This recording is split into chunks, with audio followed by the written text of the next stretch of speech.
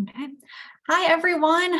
Welcome. Welcome to week 2 of a year of hope, dreams, and connections. Just a few housekeeping items before we get to our fantastic presentation for the day. As you can see, the session is being recorded and you can view it at a later date. We'll have it up on our website. I'll put the link to the website in the chat just so you have it available right now. Closed captioning is available. You can click the CC button on the bottom. I also will be putting a link in the chat if you want it, live stream from the closed captioner. And then if you have a question, please use the Q&A function and go ahead and put it in there. If someone has the same question as you or a similar question, you can give it a little thumbs up. And with any remaining time that we have at the end, we will get through some questions. So today's presentation is titled Mapping Your Route to Hopes and Dreams, Finding Purpose. And the speaker is Shannon Carter, who is an extension educator from Ohio State Extension. So Shannon, pass it to you. Thanks, Nicole. I did see a note that chat is disabled. I don't know if you can fix that behind the scenes, but we will work on that. So welcome to week 2. I'm glad you're joining us today. And we're going to talk about this journey that we've all been on. And we're all kind of on a journey, but we may be headed in different directions. Do we know where we're headed? Well, today we're going to talk about fulfilling our hopes and dreams and mapping the route to get there and finding purpose. Before we jump into today, we'll just do a quick look at last week. Byrne left us with a great inspiring message and this challenge to each day do the following: a minute of gratitude, 5 minutes of reading a positive book or listening to a positive podcast, and 5 minutes of light movement. So those are things that are going to definitely help us get our day started in the right direction. Well, in our short time that we have together today, we're going to explore some tips on how to define our purpose, clarify our priorities, and align goals. Well, I encourage and challenge you to find 1 or 2 small tidbits from this program that you can incorporate into your life. And just think about maybe 1 small change that you can make. Well, Rick Warren says that without purpose, life is motion without meaning, activity without direction, and events without reason. According to a study published in the New York Times, only about 25% of American adults say they have a clear sense of what makes their lives meaningful.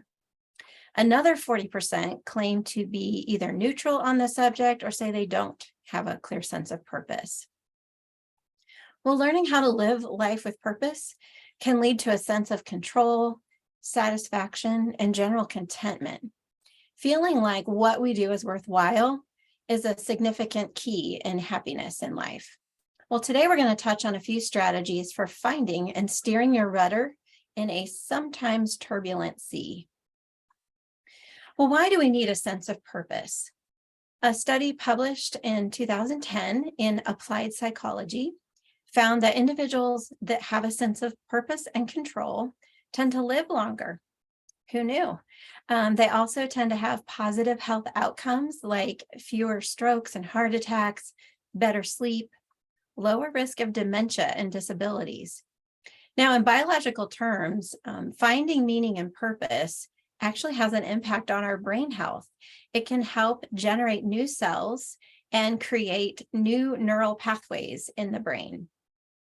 It can also strengthen our immune system, alleviate pain, relieve stress, and then keep us motivated to pursue the other steps that we need to improve our mental and emotional health. So defining purpose isn't just something that's kind of extra on the side of our health journey. It's actually part of it and can help lead that health journey. Well, when's the last time you gave thought to what your purpose is? And have you ever written it down?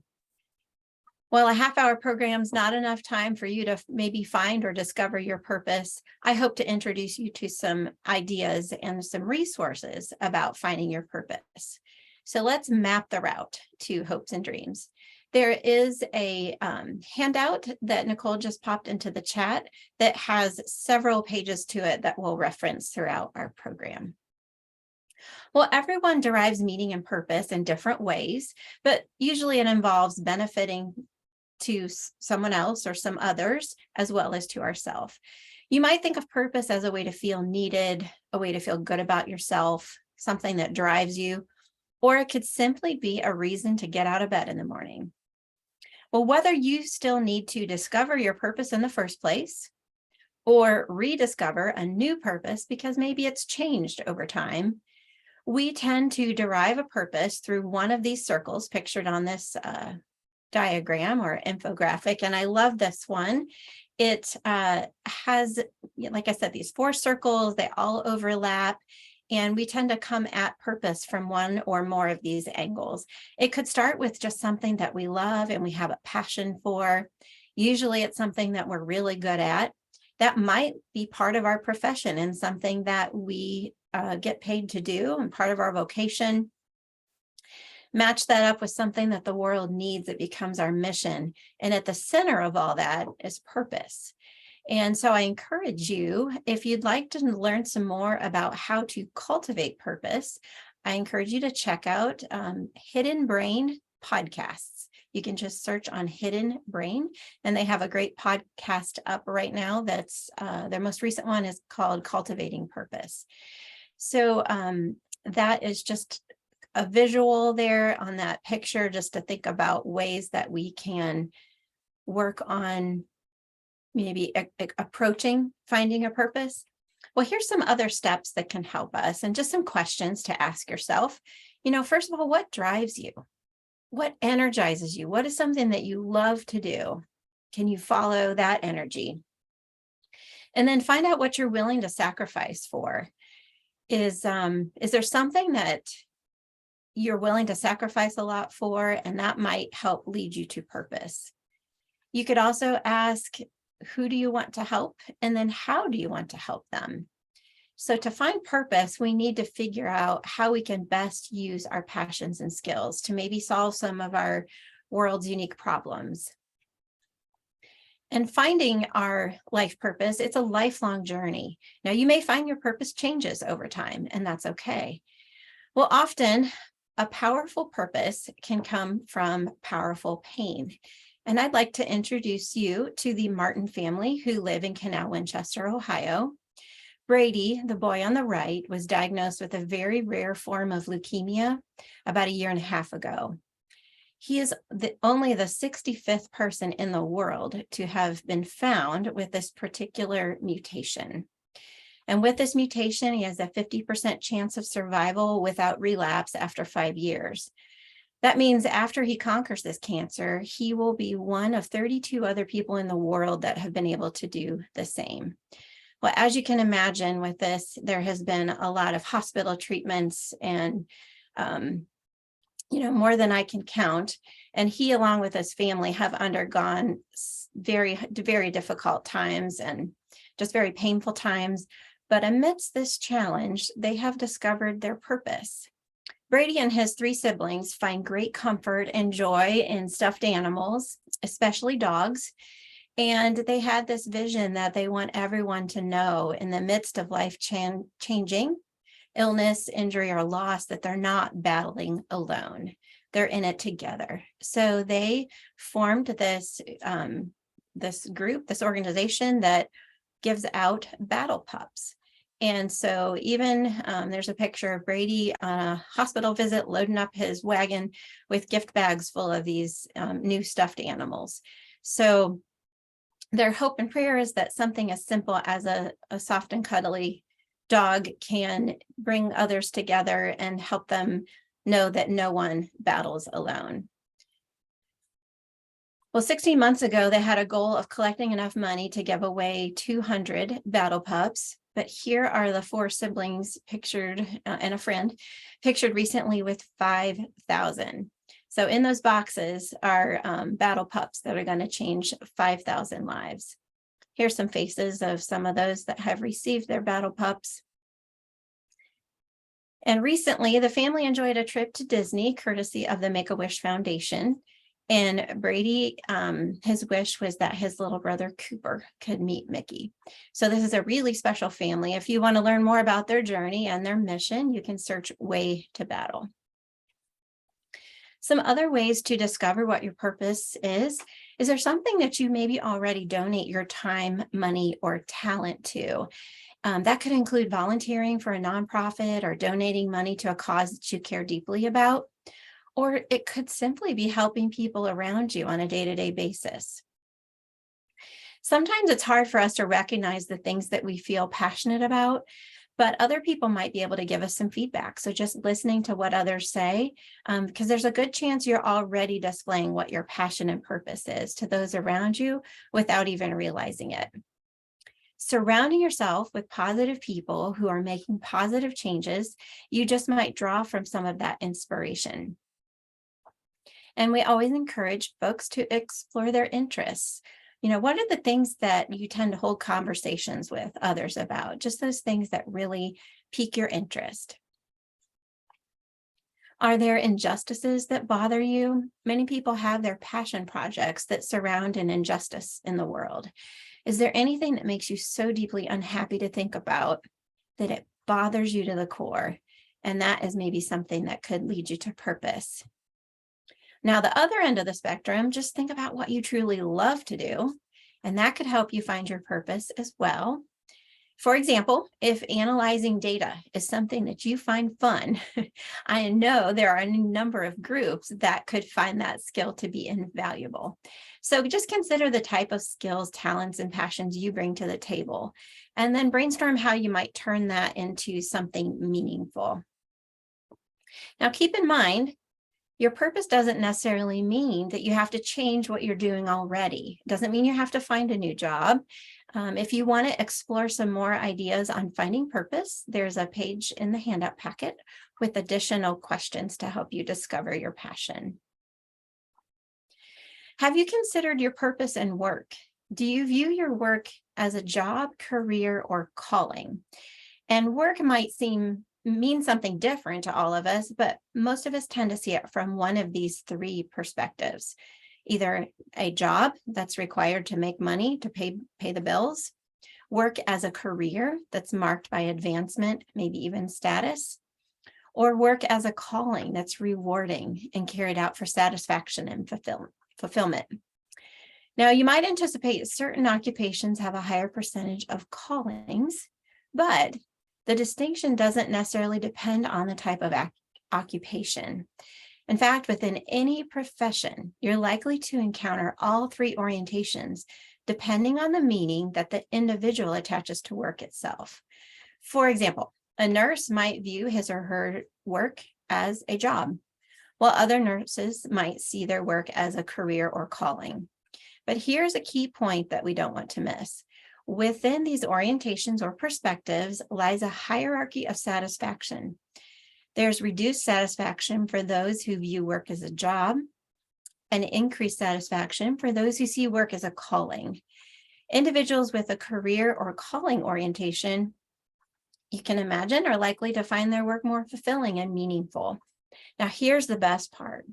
It is possible to reframe our perceptions of work and find greater meaning and satisfaction no matter what we do. There's always a different way to look at it. If this is something you want to explore further, there's also I think a 2 or 3 page handout in your packet to help lead you through some self-reflection exercises. Well, defining your purpose helps you make sure you're headed in the right direction. It sets your course and kind of helps you map your route. So getting started on that journey, we need to make sure that we are packing our vehicle or filling our days with the right things. So that's where we start to talk about priorities. How you decide, what's important. How do you choose what you're going to put on your calendar and fill your day with? Which things are going to get you where you need to go? Well, here's one thought, is that we need to set our priorities clearly, because if we chase 2 rabbits, we're going to lose them both. Another way to look at this is from Stephen Covey, author and speaker, and he talks a lot about the big rocks. So in this picture, if we view the jar as the amount of time that we have in a day, The big rocks are those really important, highest priority projects and tasks. The little rocks or gravel, those are urgent or important priorities. And then the sand are those unimportant projects and tasks. Sometimes they're just interruptions. We could lump email in there sometimes, part of those interruptions. So if you can imagine putting the sand and the little rocks in first, and then you have these big rocks that, at the end, if you're trying to put those in at the end, they may not even fit. So we need to think about putting the big rocks in first, then the gravel, and then the sand. And they do tend all to fit when we do it in that order. So if we tackle the important things in life first, we still have space for the less important things. But again, if you do it the other way around, we don't want that gravel to crowd out our big rocks. So let me ask you, what are your big rocks? What are your highest priorities? They tend to come from things that we value most.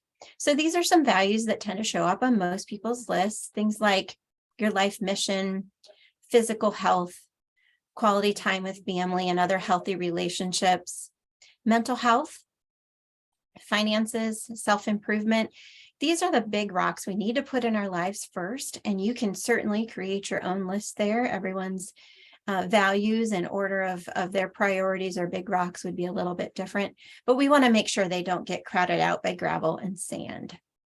So after defining purpose and clarifying priorities, next we need to align our goals.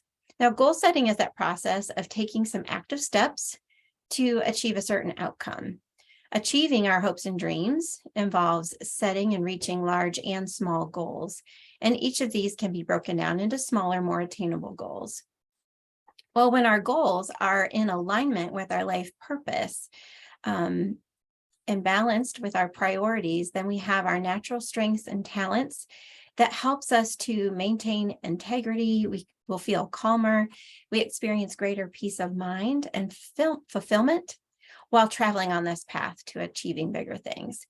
So we also need to align our professional goals with that of our organization. So we're talking about how what we bring to work kind of aligns with what work has kind of set out as a mission.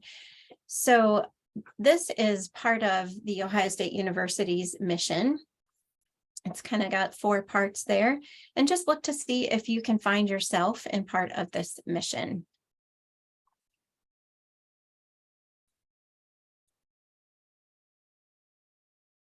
So certainly that is something that we can all, no matter what we do, have a role in. And for our partners at the Wexner Medical Center, this is their mission. So I just want to encourage you that what you do is important, and no matter what your position is, it all works together for the good of this mission that propels us forward with Ohio State University.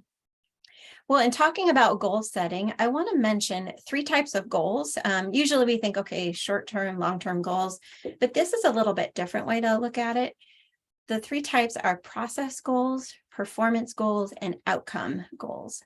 So process goals are specific actions of performing. Like, for example, a student might want to set a goal to study 2 hours a day on a particular subject. So that would be their process goal. And these types of goals are usually 100% controllable by the individual. It's a procedural behavior that we can accomplish on a regular routine. And then the other type in the middle there, performance goals, are based on a personal standard. So again, that same student might want to aim for a 3.5 GPA. Now, the personal goals, the performance goals are mostly controllable. It's a standard, but we have to work towards that.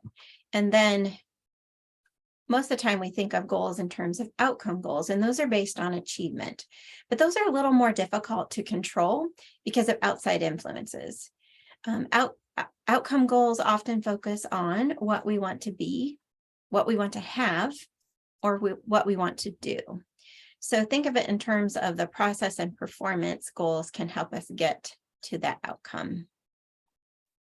Hopefully, you've all heard of SMART goals. We talk about this a lot in our programs and encourage folks to set one SMART goal based on the information that they've learned, I want to encourage you to think of setting SMART goals daily for those things that you need to accomplish. And there is a link in the chat, thanks Nicole, on a little bit more about setting goals and looking at the SMART goal. So we always talk about them being specific. It's a highly detailed statement on what you want to accomplish. Think about answering the questions: who, what, where, how.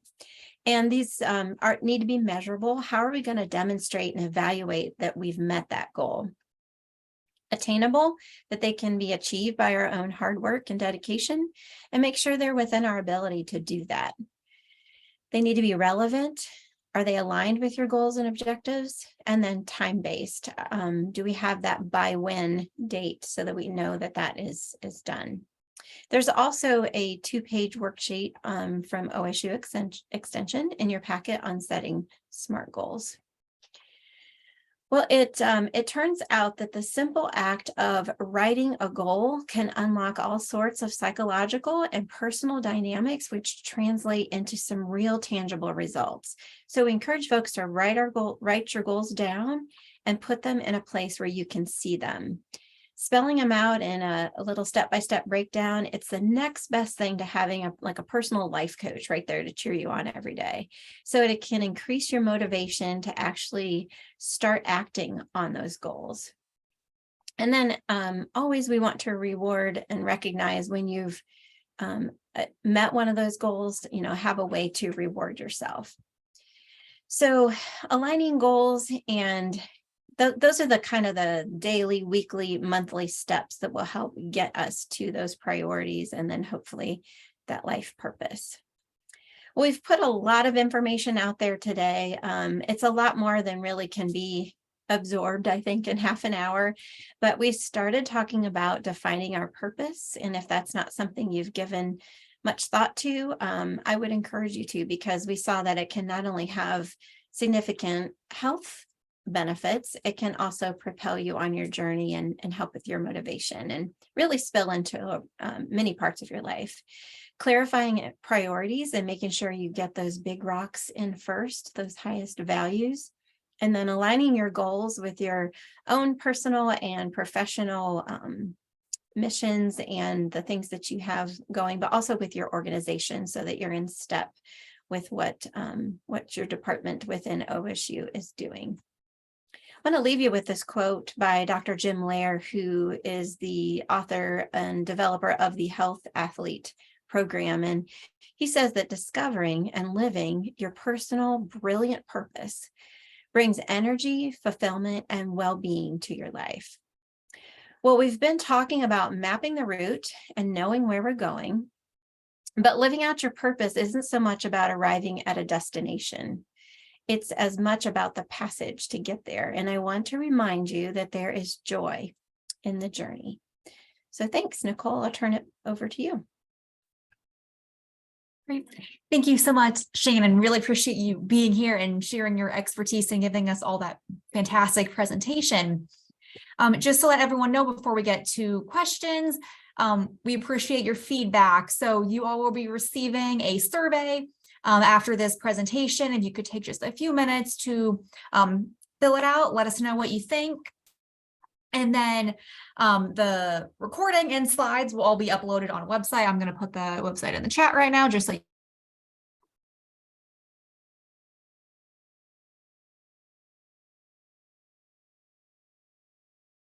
Oh, Nicole, you muted yourself. Right when you put it in the chat. Hit the wrong button. Join us next week, March 8th at 12:30. We have Jenny Lobb, also from OSU Extension, who is going to be talking to us about fueling your journey, maximizing energy. So with that, we had a question pop up in the Q&A box. It is asking, in the United States, where job, making money, being productive is so highly stressed, what suggestions do you have for finding the time to pursue your passion/purpose that is separate from your job?